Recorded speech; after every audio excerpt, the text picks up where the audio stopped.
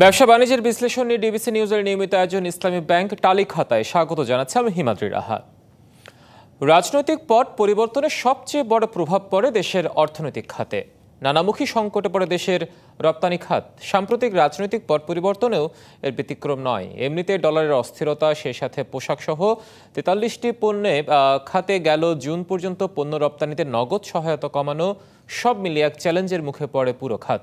রপ্তানি উন্নয়ন ব্যুরোর সবশেষ পরিসংখ্যান মতে গত মে মাসে দেশের রপ্তানি আগের বছরের এই সময়ের তুলনায় 10.06% কমে 4.07 বিলিয়ন ডলারে দাঁড়িয়েছে। এসব নিয়েই আমাদের আজকের আলোচনার বিষয়, রপ্তানি খাতে সংকট উত্তরণের উপায় কি। আলোচনা করতে আমাদের সাথে ভার্চুয়াল স্টুডিওতে আছেন বিকেএম এর নির্বাহী সভাপতি মোহাম্মদ হাতেম এবং research and policy integration for development র্যাপিডের চেয়ারম্যান ও অর্থনীতিবিদ ডক্টর আব্দুর রাজ্জাক। আপনাদের দুজনকে স্বাগত আজকে আমাদের ইসলামী ব্যাংক টালি খাতায়। আমাদের সাথে এই মুহূর্তে উপস্থিত আছেন ডক্টর আব্দুর রাজ্জাক। স্বাগত আপনাকে। শুনতে পাচ্ছেন আপনি? ডক্টর আব্দুর রাজ্জাক, শুরুতে যেমনটি বলছিলাম যে রাজনৈতিক পট পরিবর্তনের সাথে সাথে কিন্তু আমাদের অর্থনৈতিক খাতও একটা বড় প্রভাব পড়ে, সেটি কিন্তু রপ্তানি খাতেও বিষয়টা খুব দৃশ্যমান। আসলে এই খাতটাকে কি একদম রাজনীতিকরণের বাইরে রাখা যায় না? সেই সুযোগ কি আমাদের নেই? একেবারেই নেই? আপনাকে ধন্যবাদ। আসলে আপনি ঠিকই বলেছেন যে আমাদের যে অর্থনৈতিক খাত, বিশেষ করে পুরো অর্থনীতি একটা চাপের মধ্যে আছে। রপ্তানির ক্ষেত্রে সেটি চাপটি আরো ব্যাপকতর হয়েছে। আগেই চাপের মধ্যে ছিল, সেটি আরো ঘনীভূত হয়েছে আর কি। এটাকে রাজনীতিকরণের অবশ্যই বাইরে রাখাটা খুবই দরকার। এর আগে আমরা দেখেছি বিশেষ করে কতগুলো মৌলিক ব্যাপারেও সেখানেও কিন্তু অনেক রকমের সমস্যা তৈরি হচ্ছিল। যেমন ধরুন, আমরা জানি যে আমাদের রপ্তানির আকারটা কত, মানে কত বড় আমরা রপ্তানি করি বাংলাদেশ থেকে, সেটা নিয়েও কিন্তু একটা ধোঁয়াশা তৈরি হয়েছিল আগে। এর আগে আমরা মনে করছিলাম যে 2023 সালে যেটা বলা হয়েছিল যে বাংলাদেশে গার্মেন্টস রপ্তানি থেকে যে আমরা আয় করি সেটা প্রায় 50 বিলিয়ন ডলারের কাছাকাছি। ইপিবি বলেছিল 47 বিলিয়ন ডলার। পরে দেখা গেল সেখানের মধ্যে বড় শুভঙ্করের ফাঁকি আছে, এবং এইটা আপাত দৃষ্টিতে মনে হচ্ছে যে এই বছর যে বছর শেষ হলো জুন মাসে, সেটাতে হয়তো যদি আমরা মিরর ডেটা চিন্তা করি, পৃথিবীর অন্য দেশ বাংলাদেশ থেকে যে আমদানি করে সেটা নিলে দেখা যায় যে সেক্ষেত্রে হয়তো আমাদের হয়তো 34 বিলিয়ন ডলারের মতো আমাদের রেডিমেড গার্মেন্ট সেক্টরের আকার। তো সুতরাং বুঝতেই পারছেন যে ওভারঅল বাংলাদেশের রপ্তানি খাতের যে আকার সেটাও কিন্তু প্রশ্নবিদ্ধ হয়েছে আর কি। এবং এটার সঙ্গে সাম্প্রতিক সময়েও যে অস্থিরতা ছিল, ফলে যেটা হয়েছে যে ওভারঅল আমাদের রপ্তানি খাতের কিন্তু সক্ষমতা সেটা কিন্তু চরম চাপের মধ্যে আছে। এটার সঙ্গে যুক্ত আছে, যদি আপনি দেখুন যে ডিমান্ড সাইডে আমরা দেখছি যে বৈশ্বিক বাজারে কিন্তু একটা মন্দাবস্থা বিরাজ করছে। আপনার সঙ্গে যখন আমি কথা বলছি তখনই মার্কিন যুক্তরাষ্ট্রের যে ডেটা আমরা দেখছি সেখানে দেখতে পাচ্ছি যে তাদের ইকোনমি স্লো ডাউন করছে, আনএমপ্লয়মেন্ট খানিকটা বেড়েছে, যেখান থেকে মনে করা হচ্ছে যে কনজিউমার স্পেন্ডিং কমে যেতে পারে মার্কিন যুক্তরাষ্ট্রের অর্থনীতিতে। যদি সেটা হয় সেটা কিন্তু আমাদের তৈরি পোশাকের চাহিদাকে আর এক ধাপ কমিয়ে দিবে। এটা হচ্ছে ডিমান্ড সাইড। সাপ্লাই সাইড আপনি জানেন যে রপ্তানিকারকরা দীর্ঘদিন ধরে বলে আসছিলেন তাদের অনেকগুলো সংকট আছে। একটি হচ্ছে গ্যাস সরবরাহের ক্ষেত্রে যে তাদের যে প্রতিবন্ধকতা আছে সেগুলো, এবং আরও বেশ কতগুলো সাপ্লাই সাইড ইস্যুস কিন্তু তাদের জন্য আছে। এটার সঙ্গে যুক্ত হয়েছে যেটাকে আমরা বলি যে পলিসি কন্টিনিউটি ইস্যুটা, যে নীতি সাপোর্ট তাদেরকে দেওয়া হয় সেটা এক্সপোর্ট সাবসিডি হতে পারেন। আপনি জানেন যে আমাদের এলডিসি গ্র্যাজুয়েশন হওয়ার কথা 2026 সালের নভেম্বরে, সেটাও যদি হয় তাহলে সেক্ষেত্রেও কিন্তু আমরা যে যে পলিসি কন্টিনিউটির কথা যেটা বলছি সেটা কিন্তু পরিবর্তন হবে। তখন সাবসিডি দেওয়াটা কঠিন হয়ে যাবে, হয়তো সম্ভব হবে না। এবং আমরা এবং সেটা কিন্তু জানুয়ারি বিশ্ব থেকে জুন বাজারে পর্যন্ত একটা প্রযোজ্য ছিল।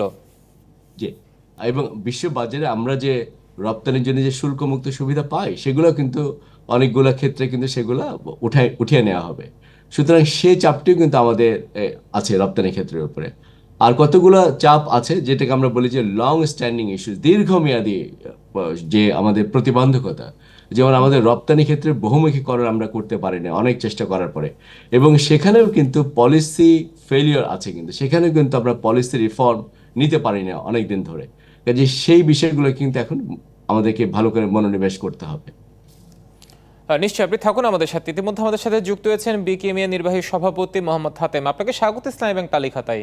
আপনি কি শুনতে পাচ্ছেন? জি জি, শুনতে পাচ্ছি। হ্যাঁ, আমাদের যে বিষয় নিয়ে আমরা আলোচনা করছিলাম, রপ্তানি খাতের সংকট উত্তরণ উপায় কি, যে বিষয়টা আপনার কাছ থেকে জানতে চাই, দেশের রপ্তানি খাতের রপ্তানির সবচেয়ে বড় উৎস হচ্ছে কিন্তু পোশাক খাত। সাম্প্রতিক যে আন্দোলন গেল এবং বিজিএম এর এক হিসাবে সাম্প্রতিক আন্দোলনে 19শে জুলাই থেকে 12 দিন, অর্থাৎ যে কটা দিন কারখানা বন্ধ ছিল, সেই খাতে ক্ষতির পরিমাণ 19,200 কোটি টাকা। আসলে এই যে প্রত্যেকবার রাজনৈতিক অস্থিরতায় যে ক্ষতিটা হয়, সেক্ষেত্রে এই ক্ষতি পোষানোর বিকল্প উপায় আছে কি আদৌ? দেখেন, আমরা আমরা কিন্তু কন্টিনিউয়াস বলে আসছিলাম যে আমাদের যে ক্ষতি হচ্ছে, ক্ষতির পরিমাণটাও আমরা বলেছি, এবং এই ক্ষতি থেকে উত্তরণের উপায় আমরা সবসময় বলেছি যে রাষ্ট্রের যে কোনো রকমের এই দুর্যোগ, হরতাল, অবরোধ, কারফিউ, এর অন্তত রপ্তানিমুখী শিল্প খাতকে যেন দিচ্ছে, তাদেরকে যেন এটার বাইরে রাখা হয়। তো এটা আমরা চেষ্টা করেছি, কিন্তু চেষ্টা করে এবার পারি নাই। তারপরে আমরা মনে করি এত কিছুর বিনিময়ে যে আজকে দেশের যে একটা অর্জন, যে একটা বিজয়, আমরা যেটা মনে করি এখন এখন যেটা কাজ হবে, দুর্নীতির লাগামটাকে টেনে ধরা।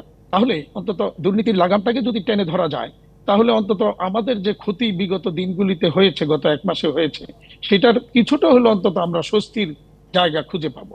আর আরেকটা বড় ক্ষতি যেটা আমাদের হয়েছে, যে এই সময় সম্পূর্ণ যোগাযোগ বিচ্ছিন্ন থাকার কারণে, বায়ারদের সাথে আমাদের কমিউনিকেশন বিচ্ছিন্ন থাকার কারণে আমরা কিন্তু এই আগামী 6 মাসের যে অর্ডারগুলি, মানে নেক্সট সিজনের যে অর্ডারগুলি, এই অর্ডারগুলি অনেকটাই আমাদের অনেক অনেক অনেকটা হাতছাড়া হয়েছে, অনেকটা হাতছাড়া হয়েছে।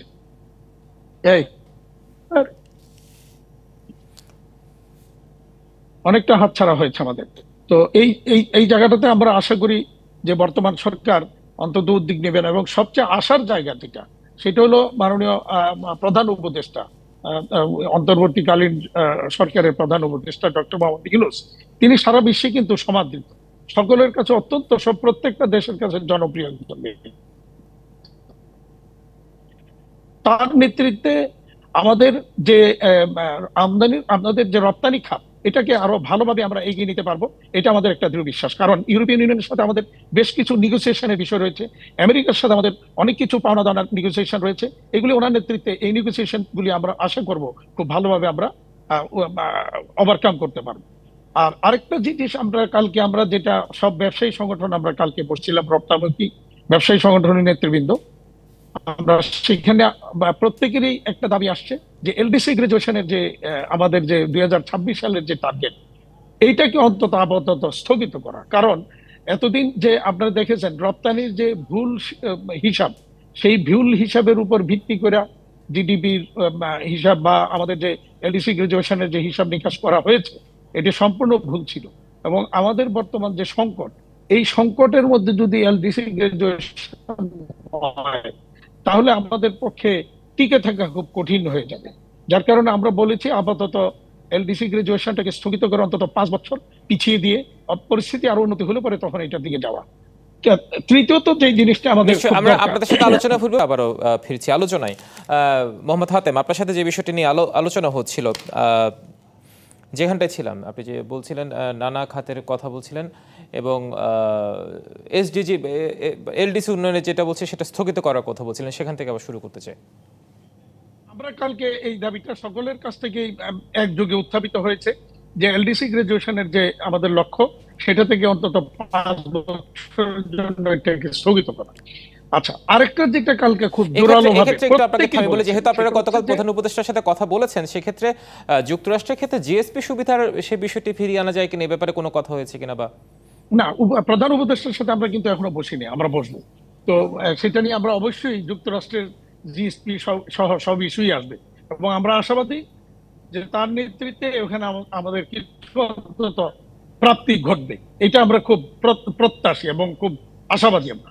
আচ্ছা, এখন যে জিনিসটা আরেকটা বলতেছিলাম, কালকে আমাদের প্রত্যেকেই যে কথাটা বলেছেন যে বাংলাদেশের অর্থনীতিকে পিছিয়ে দেওয়ার, এবং আজকে যে রপ্তানি পিছিয়ে যাচ্ছে,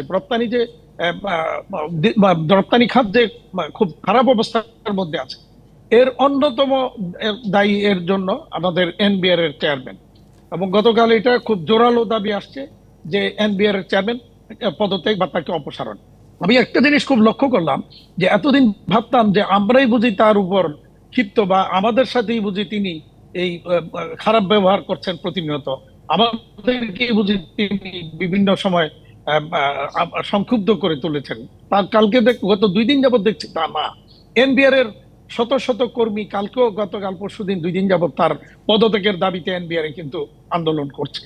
তো আমরা কালকে এটা আমরা বিনীতভাবেই বলেছি যে তিনি হয় মানে তিনি এই যেখানে তার ডিপার্টমেন্টের লোকজন তার বিরুদ্ধে এইভাবে আন্দোলনরত, অর্থাৎ এই খাতে স্বস্তি ফেরাতে হলে নানামুখী প্রণোদনার পাশাপাশি মানে সংস্কারেরও প্রয়োজন আছে বিভিন্ন খাতে। আপনারা দুজন থাকুন আমাদের সাথে, আমরা একটা ছোট্ট বিরতিতে যাচ্ছি, বিরতি পরে এসে আমরা এই বিষয়ে আরো আলাপ করবো আপনাদের সাথে। দর্শক, বিরতি নিচ্ছি ব্যবসা বাণিজ্যের বিশ্লেষণ নিয়ে ডিবিসি নিউজের নিয়মিত আয়োজন ইসলামী ব্যাংক টালি খাতায়, সঙ্গে থাকুন। আবারও স্বাগত জানাচ্ছি ব্যবসা বাণিজ্যের বিশ্লেষণ নিয়ে ডিবিসি নিউজের নিয়মিত আয়োজন ইসলামী ব্যাংক টালি খাতায়। আলোচনার বিষয় রপ্তানি খাতে সংকট উত্তরণের উপায় কি। আমরা ফিরছি আলোচনায়। ডক্টর আব্দুর রাজ্জাক, আপনাকে দিয়ে বিরতি পর শুরু করতে চাই। বিরতির আগে আপনি যেমনটি বলছিলেন যে রপ্তানি খাতে বহুমুখীকরণের কথা আপনি বলেছিলেন, সেই সাথে রপ্তানি খাতের যে আকার সেটিও প্রশ্নবিদ্ধ বলেছিলেন। এত বছরও কিন্তু আমরা এই বাধাগুলো কেন পার হতে পারিনি? হ্যাঁ, দেখুন, বাধাগুলি পার হতে পারে না বিকজ সংস্কার করার যে একটা মানসিকতা থাকে সেটা কিন্তু আমরা দেখেছি যে ছিল না। সংস্কারের কথা বলা হয়েছে, কাগজে কলমে ছিল, কোনো কোনো ক্ষেত্রে পলিসি অ্যাডপ্ট করা হয়েছে, সেগুলো কিন্তু ইমপ্লিমেন্টেশন করা হয় নাই। যেমন আমি আপনাকে বলতে পারি যে আমরা অনেকদিন ধরে বলে আসছিলাম যে এক্সপোর্ট সেক্টরে একটি রপ্তানি বিমুখতার প্রবণতা তৈরি হয়েছে, এবং সেটা হয়েছে এই কারণে, কারণ আমরা যেরকম শুল্ক সংরক্ষণ নীতির দিকে যাচ্ছিলাম বা করেছি, সেটা কিন্তু দিয়ে এক্সপোর্ট সেক্টরের যে প্রণোদনা সেটাকে ধরে রাখা যাবে না। এবং এই জন্যে কিন্তু যেটা হয়েছিল যে বাংলাদেশ একটি শুল্ক নীতিও গ্রহণ করেছে, এবং এটা গত বছরে তারা গ্রহণ করেছে, কিন্তু সেটা কিন্তু কোনো ইমপ্লিমেন্টেশন বা বাস্তবায়ন কিন্তু একদম করা হয় নাই। সে একটা ইস্যু ছিল।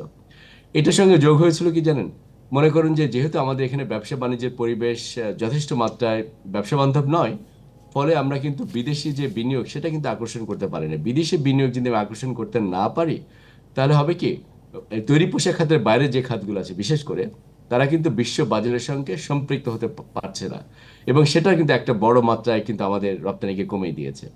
এটার সঙ্গে আরও একটা ইস্যু ছিল, সেটা হচ্ছে আমরা যে পণ্যগুলো রপ্তানি, যদি আপনি রেডিমেড গার্মেন্টস বাদ দেন সেটার বাইরে, তাহলে দেখবেন সেগুলো কিন্তু কোয়ালিটি এবং স্ট্যান্ডার্ডস নিয়ে কিন্তু অনেক ইস্যু আছে। নানামুখী কারণে হয়তো আমরা এখন পর্যন্ত সেই খাতটাতে মানে খুব একটা এগিয়ে যেতে পারিনি। আপনি থাকুন। মোহাম্মদ হাতেম, সংক্ষেপে যদি বলতে বলতে, আপনারা যে ডক্টর মোহাম্মদ ইউনূসের সাথে বসেছেন প্রধান উপদেষ্টা, সেখান থেকে আমরা আগামী সময়গুলোতে রপ্তানি খাতে কোনো সুসংবাদ পেতে পারি কিনা? আমরা এখনো ডক্টর মোহাম্মদ ইউনূস সাহেবের সাথে এখনো বসতে পারি নাই, তবে আমরা শিগগিরই বসার আমরা একটা পরিকল্পনা করছি, বা আমরা চেয়েছি, আমরা হয়তো বসার ব্যবস্থা উদ্যোগ নিচ্ছি। অবশ্যই আমরা মনে করি যে ওনার সাথে যদি আমরা বসতে পারি, উনি তো বিষয়গুলি বুঝেন এবং জানেন, তো সেই জায়গায় আমরা একটু তার সাথে একটু বিষয়গুলি ধরিয়ে দিলে ডেফিনেটলি আমরা খুব আশাবাদী যে তার নেতৃত্বে এই বিশ্ববাজারে আমাদের যে রপ্তানির যে ঈর্ষা সেটা ইনশাল্লাহ বেড়ে যাবে।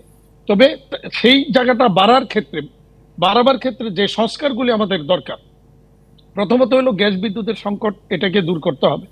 এরপর হচ্ছে ব্যাংক খাতের যে সংস্কার, সেটা খুব জরুরি। অর্থাৎ শুধু এক খাতে না, বিভিন্ন খাতের সমস্যাগুলো করতে হবে। শেষে আমি একটু কারেকশন করছি, হয়তো আপনারা তার সাথে বসেন, হয়তো বসার সুযোগ সামনে হবে, তখন হয়তো আপনারা এই বিষয়গুলো তুলে ধরবেন। দুজনকে অসংখ্য ধন্যবাদ আমাদের সাথে আজকে ইসলামী ব্যাংক টালি খাতে এসে আমাদেরকে সময় দেওয়ার জন্য। ব্যবসা বাণিজ্যের বিশ্লেষণ নিয়ে ডিবিসি নিউজের নিয়মিত আয়োজন ইসলামী ব্যাংক টালি খাতা পর্যন্ত সঙ্গে থাকুন।